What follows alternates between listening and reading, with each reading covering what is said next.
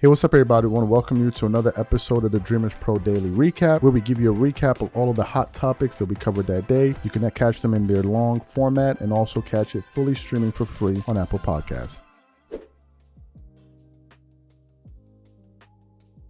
Shannon Sharpe is like every week or every other day got something to say about Kobe Bryant. And I'm like, yo, dog, why don't you talk about somebody that's here to defend themselves? And the saddest part is whenever he talks about Kobe, he gets the facts wrong, as always. Right? He always gets the facts wrong with Kobe, which shows me he didn't really know much about the guy. He says he was a Kobe Bryant fan. He told a story. We told y'all the dumbass story of how he stopped being a Kobe. Like, you can't make none of this goofy stuff up, right? But anyway, so Shannon Sharpe goes on his show and he begins to talk about Kobe Bryant again, about how,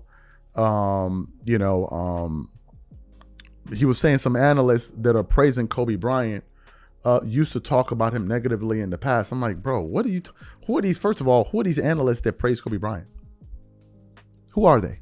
I can't even think of them. No, they hated on Kobe then, and they hate on him even more now.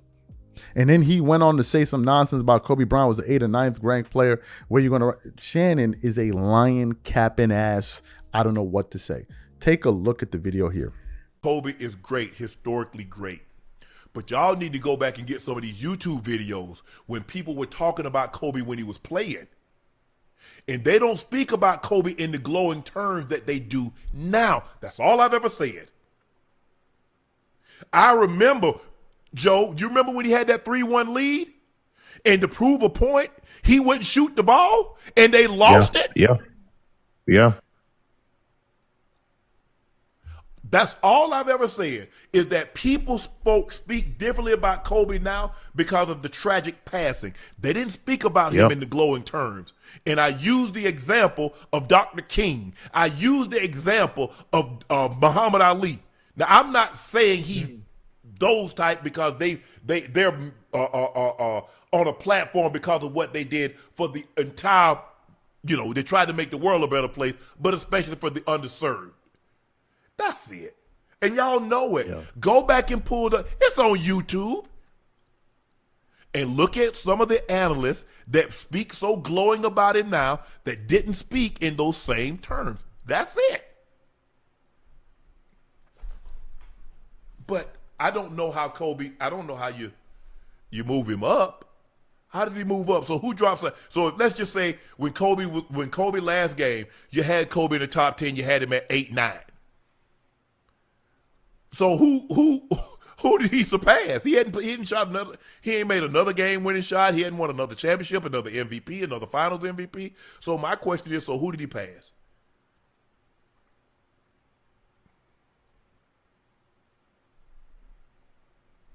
No, but Kobe. Look, I met Kobe.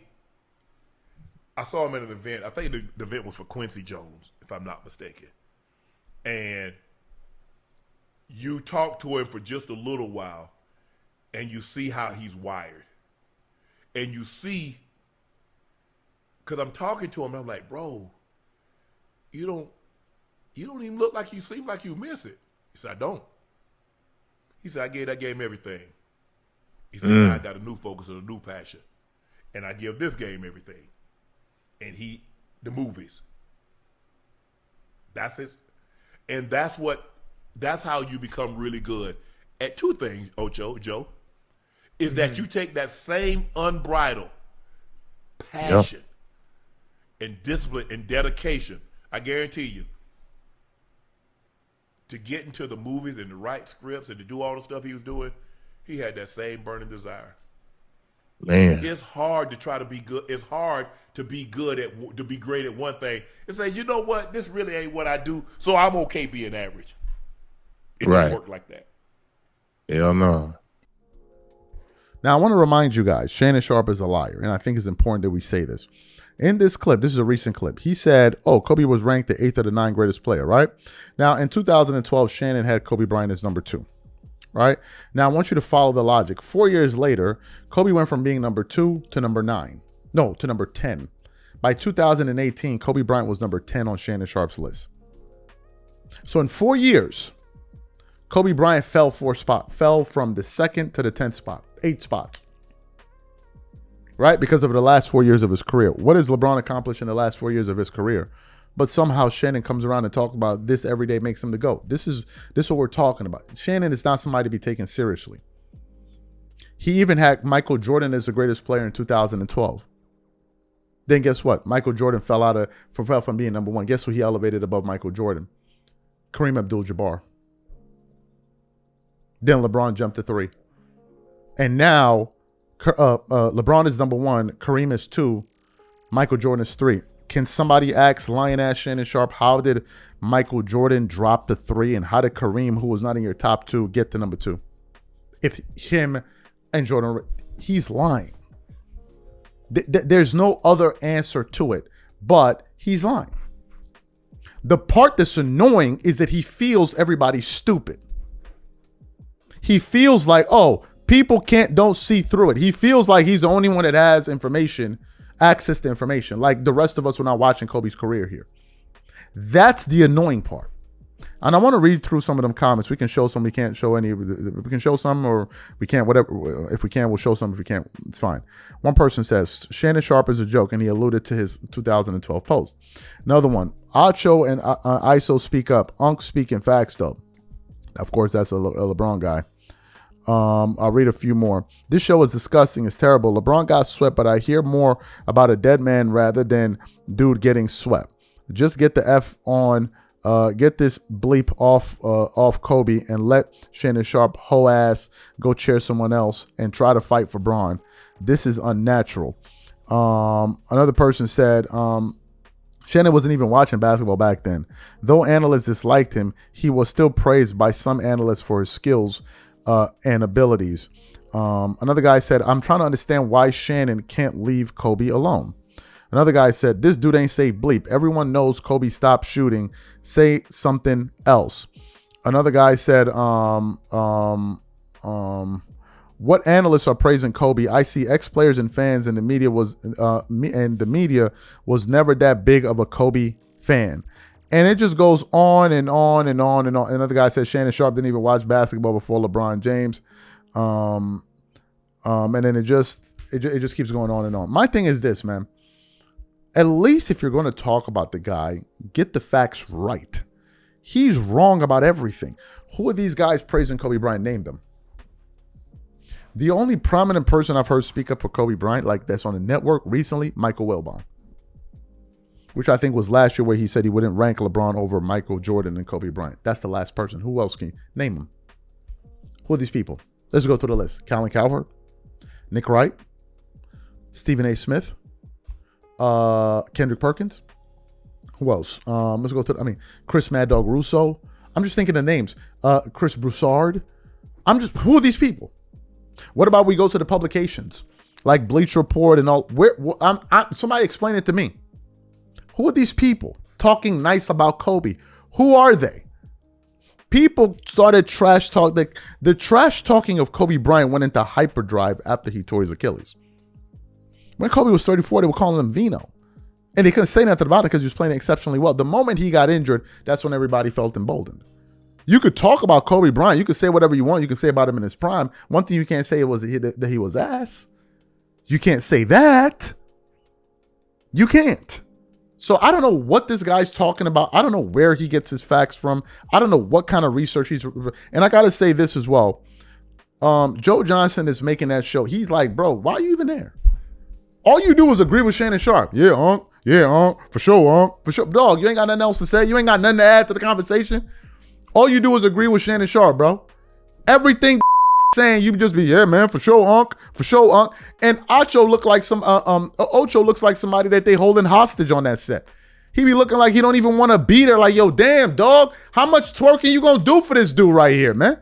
Every damn show. That show ain't got no balance. It's Shannon Sharpe twerking, Joe Johnson adding him, passing him jars of honey every episode, and then Chad Johnson is just there like looking confused, like, why am I here with these guys? Like, it's a terrible show. Joe Johnson, you ain't got nothing to say? You ain't got nothing to say. You gonna let this dude, this NFL dude, just be up there capping and lying all day long? You gonna let this dude that played in the NFL talking about Kobe wasn't giving dudes that work in the NBA? Like we don't know all the videos that were out there 10, 15 years ago, what NBA players are saying about Kobe Bryant. You're gonna let this dude sit up there and lie his ass off? You ain't got nothing to say? And we supposed to be taking that show seriously? Are you serious? No wonder they call that cap, because that's all y'all be doing up there. So this is a story that's been going pretty viral over the last 24 hours or so, 12 to 24 hours. And it features Jaylen Brown of the Boston Celtics, right? Now, as you guys know, the Boston Celtics had a disappointing end to their postseason run. I think they were the second seed in the Eastern Conference. But they ultimately ended up going out of the first round, and it was very disappointing, right? I think at various points, Jason Tatum returned, if my memory serves me right. I didn't really watch too many Eastern Conference series. But at the end of that, Jaylen Brown came out and said this was his best season and all of that, blah, blah, blah, blah, blah. So Stephen A. Smith took it upon himself to go on ESPN First Take and essentially make his feelings known about the comments that Jaylen Brown had made, right? So while all of this was happening in the background, Jaylen Brown had made some tweets or whatever it was towards Stephen A. Smith, like, I'll back down when you back down. I'll stop talking when you get off your show, or something like that, right?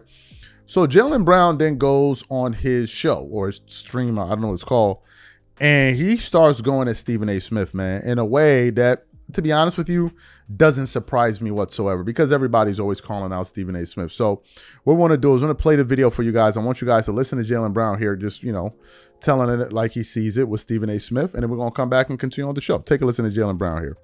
Let's get into the good stuff. Last week, I had an exchange online with Stephen A., where he was vocal about what he thought I needed to do, and he also said some other things. So let's watch it.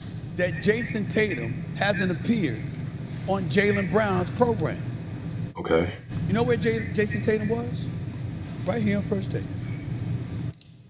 Let's pause right there. What type of journalism is this? Jason Tatum hasn't been on my stream, and this is what we're talking about on First Take?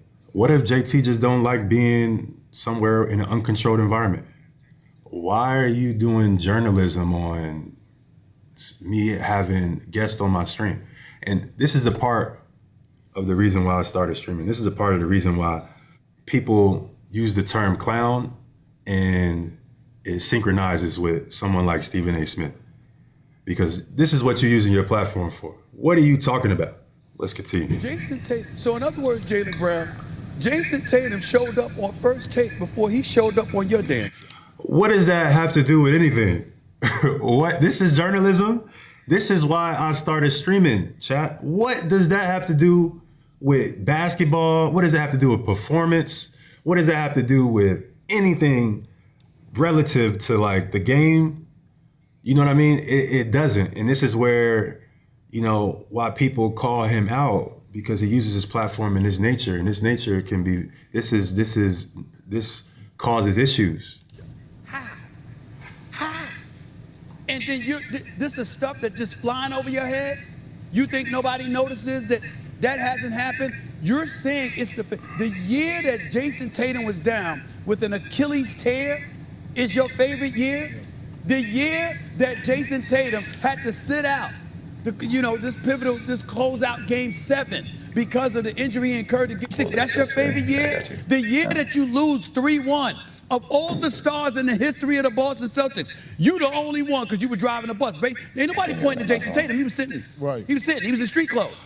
You the only one. The only star in the history of the Boston Celtics that ever lost a 3-1 lead and surrendered it, and that's your favorite year. Why? Because you and your teammates developed better chemistry and camaraderie? You understand what I'm saying? Because you overcame adversity? See, this is where I gotta pause again. See, this is a narrative that he's creating. This is in journalism. This is him making his own opinion and formalizing it about what I had to say on his platform. And this is why, respectfully, a lot of people say, fuck Stephen A. Because this is the type of stuff he does and then he doesn't recognize it. But he's creating a narrative saying that the reason why I'm saying that I had my favorite season is because selfishly I had a best performing year. Not the fact that we outproved expectations, not the fact that everybody expected us to be nothing and we had to fight and we showed up and we competed every single day and we had to fight for every victory. Not the joy of watching our teammates grow or not the joy of watching guys who are unproven start to solidify themselves as well through leadership, through chemistry. Like, he maybe not doesn't understand that because maybe he's never had to fight for nothing in his life. Maybe anytime adversity is hit, he's rolled over or he's gave in. So he thinks it's the same thing as somebody who has little to no expectation and they stood up and they made a name for themselves. He may not understand that concept, and that's why he's pushing his narrative. But once again, this is what Stephen A is using his platform for. Let's see what he finishes with. What happens? What's the remedy? Given all these things you're pointing out, I'm with you. But that's why I brought up the whole trade thing again. What are you going to do about it? I don't mind. But what I'm saying is the first order of business is that he needs to be quiet and like big. Let me stop right there. Did he just say I needed to be quiet? Be quiet for who? Man, fuck Stephen A. Stephen A, Stephen B, Stephen C. My offer still stands. You want me to be quiet and stop streaming? Well, I want you to be quiet and get off these networks, because you're not using your platform to do real journalism. You're using your platform to use clickbait. You're using your platform to, let's go back and let's use example A. You talking about JT not coming on my stream, and this is the journalism that you're referring to. Tatum hasn't appeared on Jaylen Brown's program. You know where Jason Tatum was? Right here on First Take. Jason Tatum. So in other words, Jaylen Brown. He thought he ate with that one too. Like, right here on First Take. Man, nobody give a damn about no damn First Take. This is the reason why I started streaming in the first place. Did I want to be a streamer? No. But the media has gotten so bad, Chad. The media has gotten so goddamn bad where it's like, anytime you say anything as an athlete, it's going to be taken and pulled in different directions. We already seen the example of that. I know it's going to happen. That's just the world we live in. But at least now, because I have an obligation, like it's my job to speak to the media. Like it's in my contract. If I don't speak to the media, I will be fined. What did Marshawn Lynch say? Everybody know the famous quote, I'm here so I don't get fined. If you don't speak to the media as an athlete, you get fined. So I have a media responsibility. I have a media responsibility as well, just like anyone else, any other athlete. The only problem is that for me, I prefer to take matters into my own hands. I'd rather talk straight to you guys, straight to the people. You can see my reaction. You can see my thought process. I'm breaking down the film. I'm breaking down the game. I'm talking about the ins and outs of the NBA. I'm still fulfilling my media obligation, but I'm just not doing it in a traditional manner. All right, cool. So you heard what Jaylen Brown had to say. What are my thoughts about this? Honestly, none of this surprises me whatsoever, man. I'm gonna keep it a being with y'all. None of this surprises me whatsoever. Stephen A. Smith is constantly being called out by people across the spectrum, whether it be in the world of sports, whether it be in the world of politics. It just is what it is. And I think what has happened is Stephen A. definitely is an egomaniac, right? There's no doubt about it. And the more he's gone up, the more he's done better in his career, the more of an egomaniac he's become, right? That's the one thing. The second thing is this is an issue that Stephen A. Smith has had for pretty much his entire career, which is you've had athletes at time kind of going at him for planting narratives and saying things about certain people that kind of sticks with them. Then, of course, you have the backstory. And I think Jaylen Brown or went on Stephen A. Smith's show, or they interviewed each other, something like that in the past, where Stephen A. was like, people don't want to mess with Jaylen Brown because he's this, he's that. And then Jaylen Brown was like, then reveal your sources. Who are the people that are saying this? And of course, Stephen A. Smith said, I'm not going to reveal who my sources are and this and this and this. So this is something that's been happening in the background.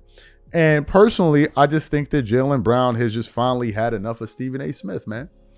I think he's just had enough of the guy. He's pretty annoyed with the guy. He doesn't like how he pushes narratives. And this is something that Jaylen Brown is not breaking new ground here. Right? He's not the first athlete to go at Stephen A. Smith, and he certainly won't be the last. But I knew when all of this was happening, I knew 100% for a fact that Stephen A. Smith was going to respond to this and use it as a moment to, talk about himself on his show, whether it's ESPN First Take or his personal platform. And as it turns out, right before shooting this video, he did just that. I knew it. Stephen A. will never let an opportunity go where someone talks about him, especially someone that's noteworthy, and then he doesn't respond to it, because no matter what he says, he loves the attention. Do you know why? Because he responds to every little thing that is said about him. Every little thing. And we're gonna do a show on that as well. So as I told y'all, as predictably as you guys could have thought it would, as you guys thought, as predictable as you thought Stephen A. Smith would be, he did what we all thought. As you guys know, Jaylen Brown went on the internet and he essentially went scorched earth on Stephen A. Right? Basically says F Stephen A. Blah blah blah blah blah. And when he was doing that, I said to myself, I know for a fact that Stephen A. Smith is going to respond to this. He's absolutely going to respond to this, and he used his ESPN First Take platform to do so. So in typical Stephen A. Smith fashion, man, he went up there and, in my personal opinion, made a complete ass out of himself. Take a look at this clip here. Jaylen Brown, before I even get into it, could you do me a favor, please? Get your ass a studio. You looking like you in some dungeon, some little room or whatever. You making $54 million a year. You're going to make 57 next year, 61 the year after that, 67 the year after that. You're in the midst of a $304 million contract. Get a studio with a director and a producer. Calling up clips of mine, the computer ain't even working right, can't even get the full sound up in there. Get that together. That's number one. Stop being so damn cheap. You got the money. Pay it, okay, for a better production. Number one. Number two, I'm not going to disrespect Jaylen Brown. It's amazing to me, Jay, Big Perk, Shay, how Perk said all the things he said, you said all the things you said, Wilbon said all the things he said. Everybody said something, and I went on, I've spoken on it on numerous occasions, and you picked some 20-second clip of me talking about how Jason Tatum showed up on First Take, but not your podcast. Stop it. I'm not going to get into all of that. Was Jaylen Brown bringing up the fact that I wasn't reporting when I was raving about him all season long? When I was talking about him for the most of this season as a top 2 league MVP candidate? When I was pissed off and I raised holy hell on the air when he got ejected from the San Antonio Spurs game and he didn't deserve that? When I talked about him leading the pack and doing the things that he's done and solidifying his greatness as an athlete? Did he complain then? Did he complain when how many times that we can't even count when I talked about the brilliance of this young man, his philanthropy in the community, the kind of things that he's done, and I've been raving about that all of these years? Did he complain about my reporting then? No, he did not. When I made news years ago and I was talking about how it's not fair to him, but because he is smart, because he doesn't suffer fools, because he will speak his mind, etc., it's alienating some people on Madison Avenue and beyond, which is why he doesn't necessarily have a sneaker deal and he doesn't get the advertising dollars and and has the marketing muscle of, say, somebody like his teammate Jason Tatum. Do you know that I spoke about that and he came to the finals wearing his t-shirt to show me your sources, or to the playoff game rather, show me, to tell us your source or whatever the case may be? You know what? There was no question that I was right.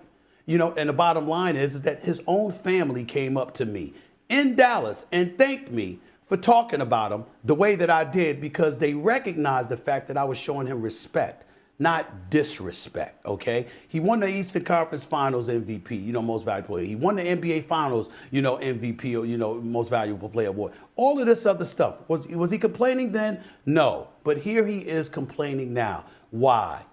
Because he's pointing the finger in the wrong direction. Point it at yourself, bro.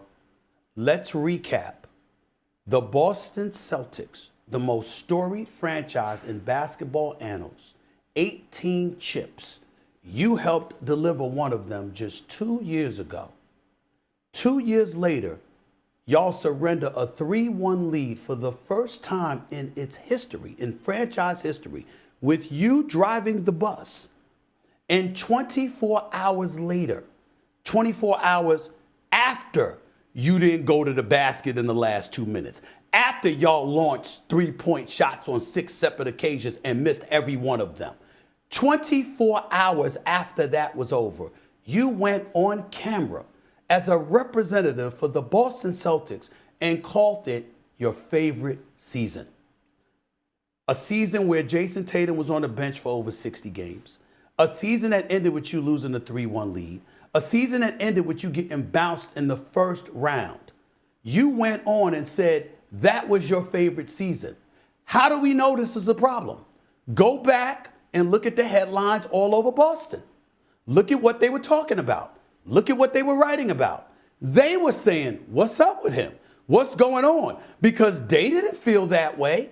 And since you represent the franchise, I was simply providing a head up that it wasn't wise from somebody who is considered relatively wise to say that 24 hours after being sent home, after surrendering a 3-1 lead in the postseason for the first time in franchise history.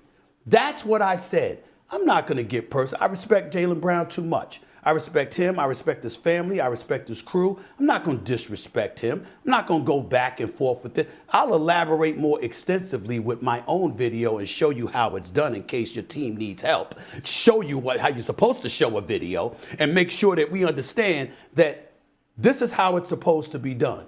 And in terms of me, you know what? You'll be quiet. I get that. I was simply making a point. You just lost. Nobody needs to hear from you now that this was your favorite season. But in the end, Jaylen Brown, be careful what you wish for. You really want me to start reporting on that level? You understand? Locker room? How the organization might think about you? How the city may feel about you? How Jason Tatum may or may not have feel about you? Sneaker deals, endorsement deals, the list goes on and on. The season is over, bro. You on Twitch trying to do what I do and talking about me needing to step away. It makes no sense. I'm not being disrespectful. I'm simply making the point that it is not wise after 24 hours of having your season over in the first round for you to be coming out talking about that's your favorite season. It ain't the smartest thing in the world to do. I wasn't trying to be disrespectful. I was trying to sit up there and look out by letting you know this is not a good look. It's not wise. That's all. And I would have respected Jaylen Brown more, Big Perk, Jay, had he come at y'all, had he come at everybody who said exactly what I was saying. But evidently, you understand, when you're talking about clickbait and all of that stuff, somebody told you one of the best ways to get it is to bring up my name. So you heard what Stephen A. Smith had to say. What are my thoughts about this? First of all, I think that Stephen A. needs to develop thicker skin when it comes to people, man. He responds to everything that's said about everything. As long as you're a person that is noteworthy and a person is known, he's going to respond to you. That's number one. Number two, and more importantly, this thing of the clickbaiting and this, Stephen A. in his mind believes he's the entire internet. Like, he thinks he's all of the internet. Do you guys know that there are people on the internet that get way more views than Stephen A. Smith talking news? Are you guys aware? But if you listen to him, he'll make you think like, bro, people talk about Stephen A. Smith occasionally when he says things that annoys people. He thinks he's like the algorithm. He thinks Jaylen Brown is clickbaiting him like as if, first of all, that's not what clickbait means. Clickbait means when you say, promise one thing you don't deliver it in the video. That's clickbait. What Jaylen Brown was doing was not clickbaiting. He was getting at you. Then you brought up the fact that he's using his name for attention. The guy is worth $50 million. For all if he wants, he can go up there and talk about Skittles every single day. He don't need no attention to bring you. Come on, man, like, knock it off. But that's Stephen A. He's a confirmed egomaniac. So nothing in his response surprised me. Third part, the threats. The threats. You want me to expose this? Bro, say it. You already been dry snitching for years. Stephen A. the kind of dude, I heard LeBron got punched in the face by so-and-so, but it's not my place to tell it, the story. I heard he had X, Y, and Z happen to him. His girlfriend cheated on him, but I'm not going to get into the detail. Bro, you already told. Just tell the whole story. Who are these people? Because the way I'm sure Jaylen Brown will perceive it is that, wait a minute, you must be in the circles that these people move in that say all these things about me. So how can you be looking out for the brothers and you're not going to tell me who said it? So I know the people I'm dealing with. You're not going to do that? And why do they feel comfortable concerned with you, but then they won't tell me this? Then you're talking about, then he started to get messy. Oh, the people in the Boston Celtics organization, how they feel about you and do all that. This dude is so messy, man. He's so messy.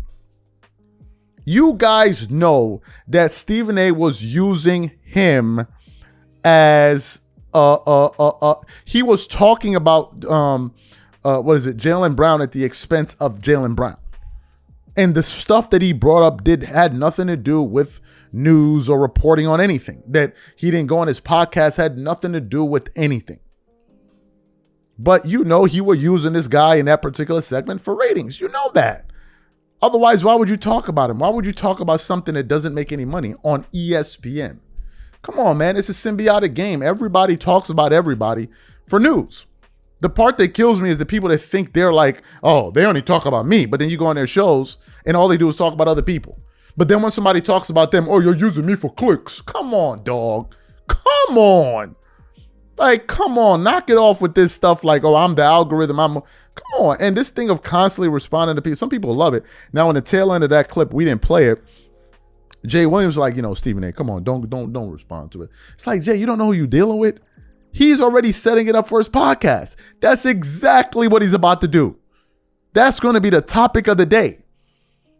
Jaylen Brown said this, so now I'm going to do an entire show responding to him. Come on, we know the deal, man. We know the deal. Y'all can like this, bro. I think there's a reason why everybody's constantly going at this dude. After a while, it's not everybody, it's you.